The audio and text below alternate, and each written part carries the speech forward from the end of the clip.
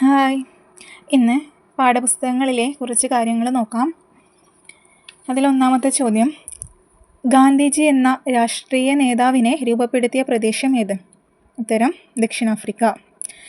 എത്ര വർഷമാണ് ഗാന്ധിജി ദക്ഷിണാഫ്രിക്കയിൽ ചെലവഴിച്ചത്? എത്ര വർഷം? 20 വർഷം. ഏത് ഗുജറാത്തി കുടിയേറ്റ കച്ചവടക്കാരൻ്റെ നിയമസഹായിയായിട്ടാണ് ഗാന്ധിജി ദക്ഷിണാഫ്രിക്കയിൽ എത്തിയത്? ഉത്തരം ദാദാ അബ്ദുള്ള ജവേരി. അടുത്തത്, അഹിംസയിൽ അധിഷ്ഠിതമായ സത്യാഗ്രഹ രീതിക്ക് ഗാന്ധിജി രൂപം കൊടുത്തത് എവിടെ വെച്ചാണ്? ഉത്തരം ദക്ഷിണാഫ്രിക്ക.